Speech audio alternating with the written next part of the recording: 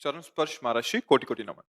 महर्षि, जब हम परिवार या आसपास किसी को कुछ ऐसा करते देखते हैं जो अनुचित है या लोगों के लिए अनुकूल नहीं है, तब हमें कर्म या वाणी से हस्तक्षेप करना चाहिए या ये सोचकर कि ये ही इनका प्रारब्ध है, इसे जाने देना चाहिए? महाराज जी। यदि वो अपने अधिकार के अंतर्गत है, जैसे हमारा बेटा है या हमारा मित्र है या हमारा अधिकार है बात करने का, वो हमारी बात मान सकता है। प्रार्थना, मान लो पड़ोसी है तो हमारा मित्र है और हम बात करेंगे तो हमारा अधिकार वो मानेगा, तो हमें बात करनी चाहिए कि शास्त्रों में ऐसा लिखा है, संतों ने ऐसा कहा है।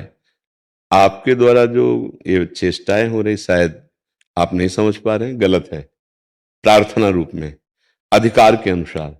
यदि नहीं है, आपको पता है कि हम उपदेश करेंगे तो ये अवहेलना करेगा हमारी और उपदेश की भी, फिर नहीं करना चाहिए। फिर ये विचार करना चाहिए कि इसके अंदर जितनी बुद्धि की क्षमता है उसी के अनुसार ये बेचारा कार्य कर रहा है। हम भगवान से प्रार्थना करेंगे कि इसकी बुद्धि शुद्ध हो, इसका मंगल हो, इसके ऐसे आचरण हो। भक्त को ऐसा ही चाहिए। हाँ, अब कोई हमारे धर्म पर, हमारी मर्यादा पर, हमारे राष्ट्र पर, हमारे गुरुजनों पर ऐसा कुछ, फिर हम सहन नहीं करेंगे। फिर हम, अगर हमें कानून का सहारा लेना पड़ता है, किसी बल का सहारा लेना पड़ता है, हम उस बल का सहारा लेकर उसका विरोध करेंगे, हम उसको आगे नहीं बढ़ने देंगे। हाँ, जहां तक हमारा अधिकार है, हमारा अधिकार मानता है तो हम शास्त्र और संत सम्मत वाणी का उपदेश करें। नहीं मानता है तो यदि हमारी हानि नहीं है तो हम उसे छोड़ देते हैं और भगवान से प्रार्थना करते हैं उसकी बुद्धि शुद्ध हो। लेकिन जब मुझे पता है कि ये मेरे धर्म पर, मेरी मर्यादा पर, मेरी आराधना पर, मेरे राष्ट्र पर, समाज पर ये भारी विघ्न बन सकता है, तो फिर हम कानून का या किसी बल का आश्रय लेकर हम उसकी उस वृत्ति को रोकेंगे, उसका विरोध करेंगे। हाँ, पर्सनल सहने के लिए हम सह सकते हैं, लेकिन धर्म आदि के लिए फिर नहीं सह पाएंगे। फिर हमें विरोध करना चाहिए, वो कायरता होगी, फिर वो अधर्म का बढ़ावा होगा। अधर्मी को हर कदम पे रोक दिया जाए तो अधर्म दूसरे को त्रास नहीं दे पाएगा, दुख नहीं दे पाएगा। यदि अधर्मी को सब छूट देते चले जाएंगे तो महान दुख समाज को पैदा कर देगा। इसलिए अगर ऐसा लगता है कि ये अधर्म युक्त बढ़ता चला जा रहा है और हमारा अधिकार काम करेगा, तो हम समझा देते हैं। नहीं समझा देते तो कानून समझा देगा। हम फिर उसकी कानून व्यवस्था करते हैं। जहां तक सीमा है, सीमा के अंतर्गत है तो हम सह लेते हैं। दोनों बातें बहुत विवेक पूर्वक देखनी चाहिए, क्योंकि भक्त बड़ा सुलझा हुआ व्यक्तित्व होता है। वो अपने को ना तो प्रपंच में फंसाएगा और ना दूसरे को कष्ट देना चाहेगा। पर जब धर्म की बात आ जाएगी, फिर वहां कष्ट का प्रश्न नहीं उठता। धर्म की रक्षा के लिए अगर हमारे प्राण भी चले जाते हैं तो वो ठीक है, वो परम मंगलकारी होगा। ये बात ध्यान रखना है। चाहे स्त्री हो चाहे पुरुष हो, जो उपदेश है वो सार्वजनिक है, सबके लिए है। अपने सहन करने के लिए हम तैयार हैं, लेकिन हमारी मर्यादा, हमारे धर्म, हमारे राष्ट्र पर फिर हम सहन करने के लिए तैयार नहीं, चाहे कोई भी हो उसमें। जैसे अपने लोग हैं तो हम उतना संकल्प करेंगे, हम भजन करेंगे, हम तप करेंगे, अपने को जलाएंगे और उसके अधर्म वृत्ति को रोकेंगे। वो मर्यादा के खिलाफ नहीं जा सकता जहां तक हमारी पहुंच है। अगर इसके बाद नहीं है तो फिर हम सबसे बड़े न्यायाधीश से न्याय की बात गुहार करेंगे श्री भगवान से कि आप चाहे इसे दंड दीजिए या आप इसकी बुद्धि शुद्ध कीजिए। अब इसको रुकना चाहिए, नहीं तो बहुत हानि हो जाएगी। तो पहले जितने भी ऋषि महात्मा थे जगत मंगल के लिए ही तो तप करते थे। अपना कल्याण तो स्वयं हो जाएगा, उसमें कोई जगत मंगल के लिए। हम जो भजन कर रहे हैं, जो शास्त्र स्वाध्याय किए, जो तप किया, जो अनुभव हुआ, तो आज उसी को तो बांट रहे हैं कि आप उसे स्वीकार कीजिए। आपको उतनी मेहनत नहीं करनी पड़ेगी और आप स्वीकार किए तो आपका मंगल हो जाएगा।